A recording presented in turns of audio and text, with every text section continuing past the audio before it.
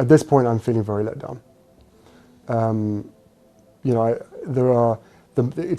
the minority of people, especially those that read the tabloids and the press themselves. The press themselves have incited so much hatred towards myself, my wife, and even our children. Windsor Castle has just become the stage for Prince Harry's most devastating moment yet. This wasn't a reunion, it wasn't closed, this felt more like a verdict. From the second he stepped into the room, Harry knew. The air was stiff, the tension wasn't loud, it was calculated. The kind that speaks louder in what isn't said. Charles sat with purpose, posture straight, notes already prepared. He wasn't here to negotiate, he was here to deliver. Anne didn't offer her usual nod of acknowledgement, and the final blow, the absence of one critical person, Prince William. But what hit hardest wasn't said with words, it was carved in silence, and it started with one missing voice in the room. Case-by-case basis has been used by Ravek and also by large sections of the British press. It was clear from the start, this wasn't going to be a dialogue. There was no opening for Harry to speak, no moment to explain, no time to plead. The silence wasn't awkward,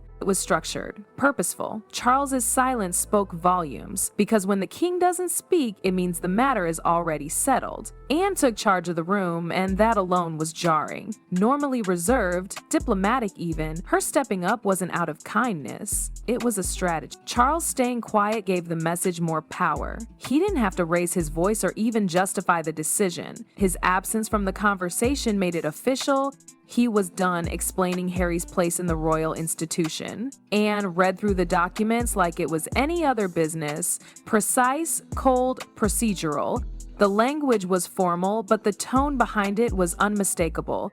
This was punishment dressed in protocol. Her voice didn't crack, she didn't pause, she didn't soften a word.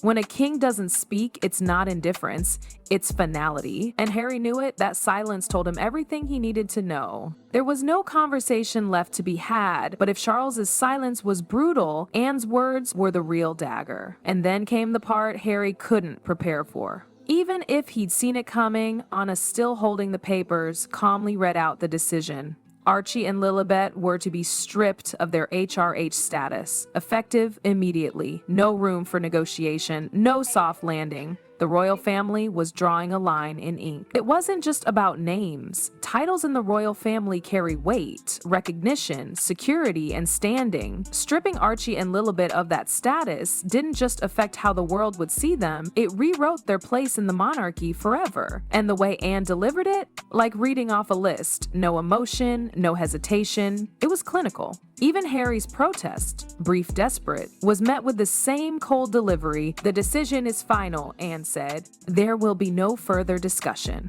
This wasn't just protocol being followed. This was the crown officially cutting ties with Harry's lineage, at least the part that had roots in California. This wasn't just paperwork. It was a public erasure of Harry's legacy, right through his children. No matter what he'd hoped, the royal family wasn't just pushing him out, they were shutting the door on the next generation too. And if you thought that was the end of the cold shoulder, just wait until you see what happened on Archie's birthday. For our favorite stories, we're going to read Duck, Rabbit. Ready? May 6 came and went. Archie's birthday should have been a moment. Even a simple post, a brief message, a nod from the palace. But there was nothing. No mention on the royal family's official social channels, no press statement, not even a recycled photo or a neutral message like wishing Archie well. The silence was deafening, and it wasn't like they weren't posting. That same week, the palace celebrated other royal children, kids with far less seniority or public profile. There were birthday wishes, throwback photos, warm captions, but for Archie, complete blackout. This wasn't about forgetting, it wasn't about avoiding headlines, it was precise, calculated, a quiet way to show where Archie now stood in the family's eyes. Not just sidelined, but ignored altogether. This wasn't an oversight, it was a blackout. Intentional, targeted, symbolic. The palace didn't just skip a message, they made a point. Archie is no longer in their picture, and they made sure everyone saw it. And just when Harry thought the blow couldn't cut deeper, the palace came for the one thing they hadn't touched yet, his wallet. The next blow wasn't personal, it was financial. Harry and Meghan were formally warned, stop using their royal titles for any kind of commercial purpose. Duke of Sussex was no longer just a formality, it became off limits. No more attaching it to brand partnerships, charity events, keynote speaking gigs, or promotional campaigns.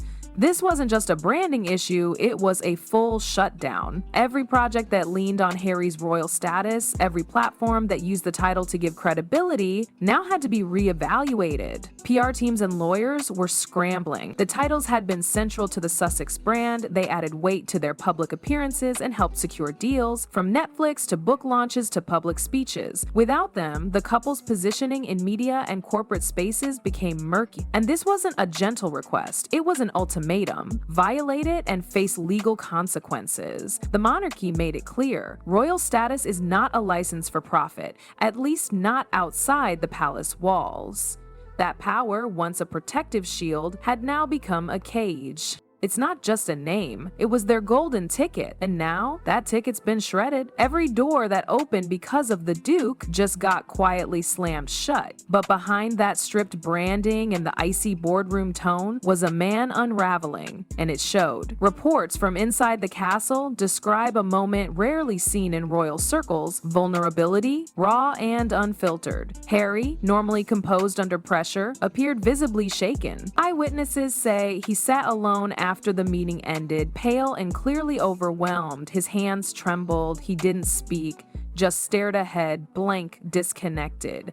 No Meghan by his side, no legal team, no aides, no cameras or staged photos, just Harry in a room filled with silence that hit harder than words. This wasn't the confident prince who took on tabloids or gave bold interviews. This was a man cornered by his past and stripped of the few ties he had left to his royal identity. Every decision made in that room chipped away at what remained of his relationship with the institution. But it was more than politics, it was personal. The very family he once stood beside in public ceremonies now regarded him as a liability, not a son or brother. That hurt was written all over his face. The real Harry showed up that day, not the rebel, not the royal, but the son, broken and out of time. The silence after Anne's decree wasn't just royal, it was familial, and it crushed him. But let's talk about the absence that screamed louder than any royal decree: Meghan Markle. I have to commend Harry and Meghan for one thing, which is the way they do protect the privacy of their children. One of the most glaring elements of that day wasn't said, it was felt. Meghan Markle didn't attend. There was no video call, no official statement, not even a spokesperson's comment. And according to insiders, it wasn't because of scheduling issues or a desire to stay private. She chose not to go. Within the palace, the message was loud and clear.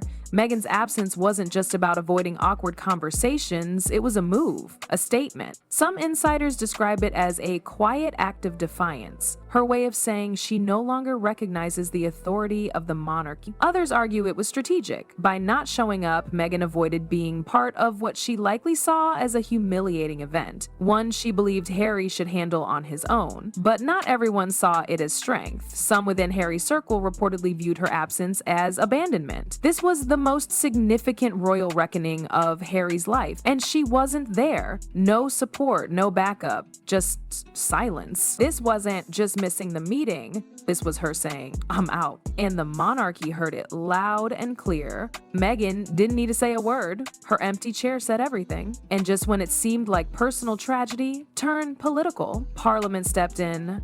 Behind closed doors, the Crown had already made its choice, but now Parliament is stepping in to make it law. UK lawmakers have started pushing for clear legal definitions that strip Harry and Meghan of any lingering royal privileges, including the reclassification of Archie and Lilibet as private citizens. This means more than just title removal, it redefines their very status under British constitutional law. Proposals are forming that would officially block the use of royal branding in all public and commercial settings. No more working royals and exile loopholes, no ambiguity, just a clean, formal cut.